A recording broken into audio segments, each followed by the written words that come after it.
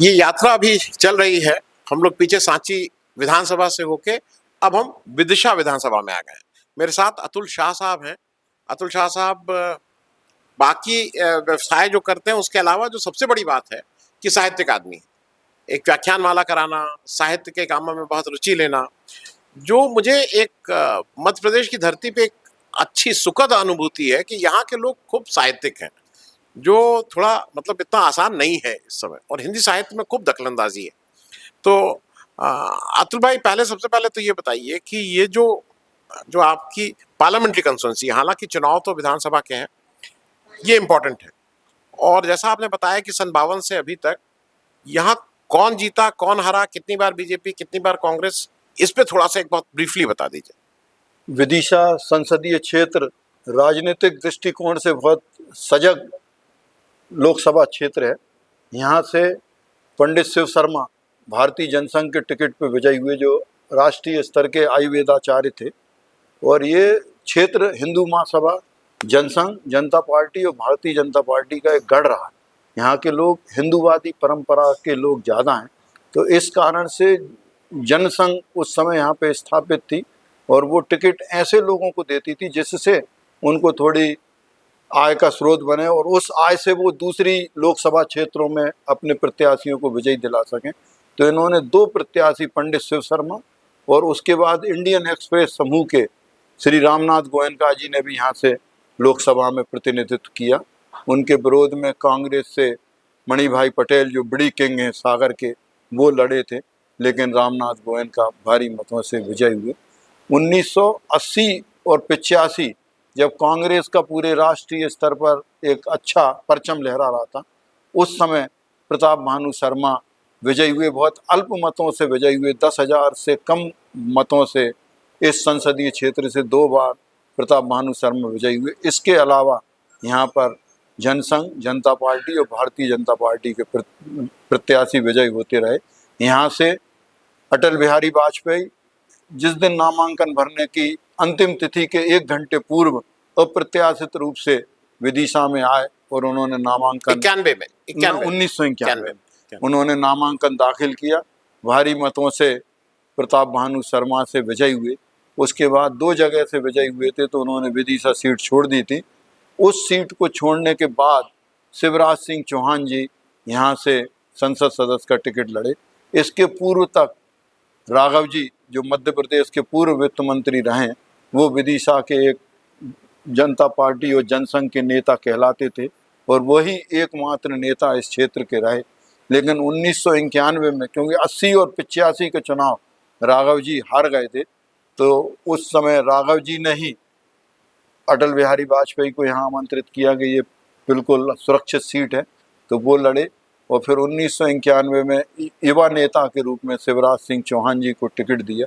उसके बाद 5 संसदीय चुनाव लगातार शिवराज सिंह चौहान जी विजयी होते रहे। उनके मुख्यमंत्री बनने के बाद फिर सुषमा स्वराज, जो विदेश मंत्री रहीं, वो चुनाव लड़ी और वो भी भारी अंतर से विजयी हुई। और सुषमा स्वराज के विरुद्ध में तो जो कांग्रेस के प्रत्याशी थे राजकुमार पटेल, उन्होंने अपना नामांकन ही वापस ले लिया था, तो एक हिसाब से वो निर्विरोध निर्वाचित हुई। और तत्पश्चात आखिरी चुनाव में रमाकांत भार्गव, जो शिवराज सिंह चौहान के बहुत करीबी हैं, उनको चुनाव लड़ाया और वो विजयी। मुझे एक चीज बता दीजिए अतुल भाई, कि जैसे यहाँ पे विधानसभा चुनाव जो हो रहा है, अब तो विधानसभा हो रहा है, उस पे दोनों पार्टी के कौन कौन प्रत्याशी हैं और कौन सिटिंग विधायक है? विदिशा विधानसभा से कांग्रेस की ओर से जो सिटिंग एमएलए हैं, जो 45 वर्ष बाद 2018 के आम चुनाव में विजयी हुए, और उनको ही दोबारा कांग्रेस ने विश्वास उनके प्रति व्यक्त किया। और भाजपा ने भी, जो गत चुनाव में पराजित हुए मुकेश टंडन, जो शिवराज सिंह चौहान के बहुत करीबी हैं, उनको फिर से चुनाव मैदान में उतारा। जी, मैं राजेश भाई साहब आपसे एक चीज समझ लूँ। मैं जब जा रहा हूँ तो मुझे एक अच्छी चीज लग रही है, मध्य प्रदेश बहुत कॉस्मोपॉलिटन है। यहाँ भार्गव लोग लड़ रहे हैं, टंडन लोग लड़ रहे हैं, जाट लोग लड़ रहे हैं। मतलब जैसे मैं उत्तर प्रदेश या हिंदी पट्टी में वैसे आता हूँ, यूपी बिहार, तो यहाँ तो भाई कोई बाबू साहब लड़ेंगे या यादव जी लड़ेंगे या कुर्मी लड़ेंगे, या मतलब 4, 5, 6 जाते हैं उन्हीं के बीच में। लेकिन यहाँ आपका ज्यादा कॉस्मोपॉलिटन है। इसका कोई कारण? क्योंकि मध्य प्रदेश में ये अजीब सी चीज मैं देख रहा हूँ। जी, आनंद जी, देखिए उसके पीछे एक वजह है। बड़ी वजह ये है कि मध्य प्रदेश की ज़मीन चरित्र के हिसाब से बहुत उदारवादी है। और उदारवादी हम जिस ज़मीन यहाँ बैठे हुए हैं, तो मैं कह सकता हूँ कि यहाँ पर बौद्ध धर्म का बड़ा असर रहा है। और मध्य प्रदेश का एक बड़ा इलाका, विंध्य का, महाकौशल का और मध्य भारत का बौद्ध धर्म का बहुत बड़ा केंद्र था। खुद विदिशा भी सम्राट अशोक की उन्होंने अपने बेटे बेटी को यहाँ भेजा था, महेंद्र और संघमित्रा को। तो यहाँ तो ये जो ज़मीन है वो जाति उपजाति के खंडों में बांट के मध्य प्रदेश की ज़मीन अभी भी राजनीति को नहीं देखती। और मैं अक्सर अपनी सारी चर्चाओं में ये बात करता हूँ कि अच्छी बात ये है कि यहाँ के उम्मीदवार को बेहतर उम्मीदवार का चुनाव करना आता है। वो किसी भी जाति का हो, किसी भी उपजाति का हो, किसी भी धर्म का हो, किसी भी उपधर्म का हो, वो फर्क नहीं करती। अब जैसे अभी अतुल जी ने बताया, आप देखिए ना कि विदिशा का मतदाता आज से नहीं, वर्षों पहले, मतलब 50 साल पहले भी इतना उदार था कि वो बंबई के एक उद्योगपति को जिता सकता था, वो दिल्ली से हरियाणा की एक सुषमा स्वराज को जिता सकता था, वो अटल बिहारी वाजपेयी को जिता सकता था जो बाहर से आए, वो रामनाथ गोयनका को जिता सकता था। तो ये इस मिट्टी का असर है, जो मिट्टी का असर होता है। और मैं ये मानता हूँ कि निश्चित रूप से आदमी के सोचने में और व्यवहार में उस मिट्टी का असर दिखता है। और मिट्टी की जब बात कर रहा हूँ तो मैं ये बता दूं कि ये पूरा बेल्ट मध्य प्रदेश का सर्वाधिक बेहतरीन क्वालिटी वाला गेहूं इस पूरे इलाके में होता है और विदिशा का गेहूं सर्वोत्तम होता है। अच्छा, मैं एक चीज और इसलिए कर लूं क्योंकि फिर अतुल भाई आपके साथ आ रहा हूं। एक और चीज जो मुझे यहाँ आके बिल्कुल क्लियरली पता लगी, ये जब 1956 में मध्य प्रदेश राज्य बना तो यहाँ के लोग कहते हैं कि 4 राज्यों का कत्ल करके उसमें फिर एक राज्य बना। वो थोड़ा एक मुझे बहुत ब्रीफली अगर राजेश भाई समझा दें। ये बात सही है आनंद जी कि जब बना था ये मध्य प्रदेश, तो जो राज्य पुनर्गठन आयोग था, जब उसने ये नक्शा बना करके नेहरू जी के सामने पेश किया, तो नेहरू जी ने खुद कहा कि ये कैसा ऊटपटांग सा प्रदेश बना के लाए हो, इतना भारी भरकम आकार का ये मध्य प्रदेश चल भी पाएगा। और वजह यही थी कि 4 विधानसभाएं भंग हुई थी, तब मध्य प्रदेश की विधानसभा बनी थी। मतलब 4 चीफ मिनिस्टर थे। 4 चीफ मिनिस्टर थे, महाकौशल के थे, विंध्य के थे, मध्य भारत के थे, भोपाल रियासत के थे। तो ये जो 4 विधानसभाएं मिली थी, अब हुआ ये कि मैंने जो बौद्ध धर्म की जमीन तो बौद्ध धर्म की है, तो उदार होना एक सबका एक स्थायी भाव, स्थायी चरित्र है। लेकिन जो बाकी इन राज्यों की संस्कृति अलग है, भाषा अलग है, रीति रिवाज अलग है, परंपराएं अलग हैं, खान पान अलग है, सब कुछ चारों राज्यों का अलग अलग है। इवन यहाँ तक कभी रीवा में जाएंगे तो आप कहते हैं अच्छा आप मालवा से आए हैं, हाँ, कभी आप झाबुआ में जाएंगे तो अच्छा निमाड़ के हैं आप। तो इस तरह से अभी भी वो चीज़ बनी हुई है। और एक बड़ा वर्ग अभी भी ये सोचता है कि जो 4 प्रदेशों की हत्या करके मध्य प्रदेश बना था, ये शायद उस दौर में उचित रहा होगा। आज विकास की दौड़ में अगर ये पिछड़ा है तो इसलिए है क्योंकि इंदिरा गांधी को जब मैंने 1977 में 18 या 19 जनवरी 1977 में इंटरव्यू किया था, तो तब उन्होंने कहा था कि कांग्रेस पार्टी ने छोटे राज्यों का गठन किया है, छोटे राज्यों का विकास तेजी से होता है। और आप देखिए कि इसलिए जब मध्य प्रदेश का विभाजन हुआ, छत्तीसगढ़ अलग हुआ, तो छत्तीसगढ़ का विकास बहुत तेजी से हुआ। तो ये एक मैं कह सकता हूं कि अन्याय मध्य प्रदेश के साथ हुआ है। मैं अतुल भाई अब इस चुनाव पे आ जाऊं। एक बार मैं सब जगह जा रहा हूं तो लोगों का कहना है कि 3-4 महीने पहले जब चुनाव की बात अब आहट आ रही थी तो बीजेपी थोड़ा बहुत पीछे थी। लेकिन लाडली बहना योजना ने शायद बहुत मतलब ऐसा काम किया है कि उसमें जान आ गई है और वो शायद गेम चेंजर हो सकती है। तो क्या लाडली बहना योजना बहुत पॉपुलर है? आनंद जी, हम आपकी बात से बिल्कुल सहमत हैं। मुख्यमंत्री द्वारा ये जो लाडली बहना योजना की घोषणा के बाद बहुत अंतर जो गरीब तबके की महिलाओं में और अंतिम पंक्ति में जीवन यापन करने वाली महिलाओं में आया है कि इससे हमको बहुत लाभ मिलेगा। और उनका जो कांग्रेस एक एज थी मध्य प्रदेश में, उसमें थोड़ी पिछड़ी। लेकिन अभी चुनाव तो ओपन अभी भी है। आपके हिसाब से चुनाव ओपन है कि कोई आगे कौन आगे पीछे है? नहीं, चुनाव पूर्ण रूप से ओपन है। बिल्कुल मैं समझता हूँ प्रत्येक विधानसभा क्षेत्र में प्रत्याशी का प्रभाव रहेगा।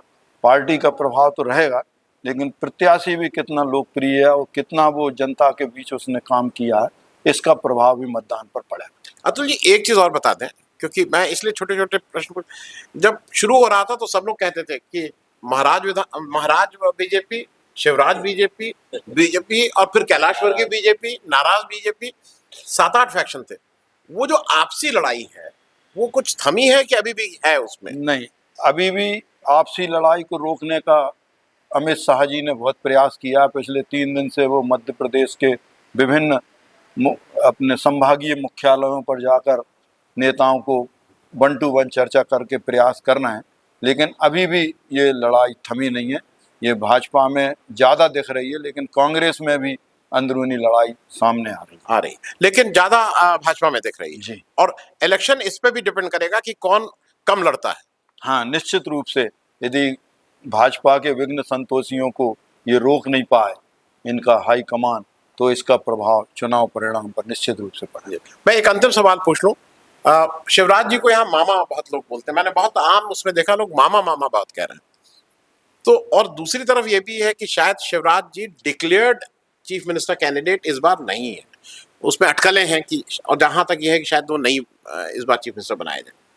उधर कांग्रेस की तरफ कमलनाथ जी बिल्कुल साफ हैं कि अगर कांग्रेस जीतती है तो कमलनाथ जी, इसका भी कोई प्रभाव पड़ेगा? मैं आनंद जी ये मानता हूं कि भारतीय जनता पार्टी में मध्य प्रदेश में शिवराज सिंह चौहान सर्वाधिक लोकप्रिय नेता हैं।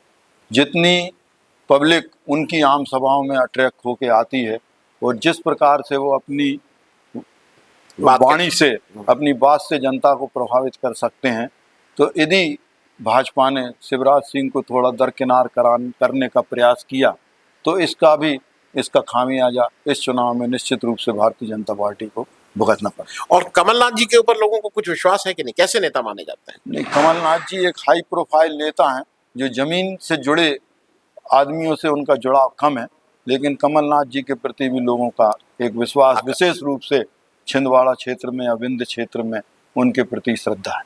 जी। अब एक बात और जी, अगर आप कहें, अभी आपने एक बहुत ही दिलचस्प सवाल किया था कि लाडली बहना योजना शुरू हुई और उसकी वजह से, जैसा अतुल जी ने कहा, कि कुछ बढ़त जो कांग्रेस की थी वो कम हुई। 2 मुद्दे हैं और 2 बातें हैं कि एक बात तो यह है कि मध्य प्रदेश में कुल महिलाएं जो हैं या महिला मतदाता जो हैं वो 2 करोड़ 65 लाख के आसपास हैं। उनमें से 1 करोड़ 30-32 लाख महिलाओं को आप लाडली बहना का लाभ दे रहे हैं। अब कई दृश्य ऐसे हम देखते हैं कि एक घर में 2 महिलाएं हैं तो एक महिला को मिल रहा है, एक को नहीं मिल रहा है। भाई आप देखिए ना कि 1 करोड़ 32 लाख को मिल रहा है और करीब करीब 1 करोड़ 35 लाख को नहीं मिल रहा है। तो जो जिनको नहीं मिल रहा है उनके मन में मिलने वालों के प्रति एक आक्रोश तो है। तो हम अभी तक जो मिल रहा है जिनको, उनके लाभ की स्थितियां का तो क्या आकलन कर रहे हैं, लेकिन जिनको नहीं मिल रहा है उनके गुस्से का आकलन भी हमको करना चाहिए। ये मेरा जहाँ तक थोड़ा सा अंदाजा है, वो इस पैमाने को नहीं याद रखती महिलाएं कि भाई कितने उम्र का होना चाहिए, कितने कौन सा कार्ड होना चाहिए, कैसे होना चाहिए। तो एक तो मुझे लगता है एक बड़ी बात है जिस चीज़ को शायद महिलाएं ध्यान रखेंगी। और दूसरी चीज़ कि प्रधानमंत्री, ये तो तय है कि शिवराज सिंह को अब मुख्यमंत्री वो नहीं बनाएंगे।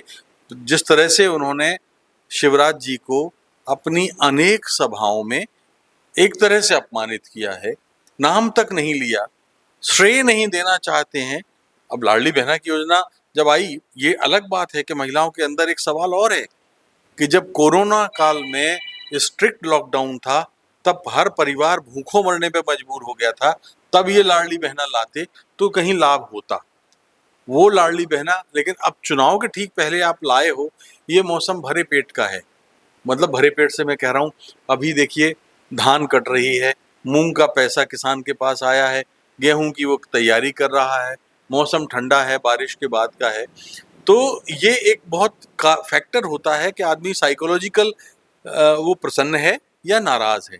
अटल बिहारी वाजपेयी की सरकार इसलिए हारी थी क्योंकि गर्मियों में लोकसभा के चुनाव प्रमोद महाजन की वजह से प्रिपोन्ड हुए थे और वो समय खेती के लिए ठीक नहीं था, किसानों के लिए ठीक नहीं था, छात्रों के लिए ठीक नहीं था, कई वर्ग ऐसे थे जो नाराज थे।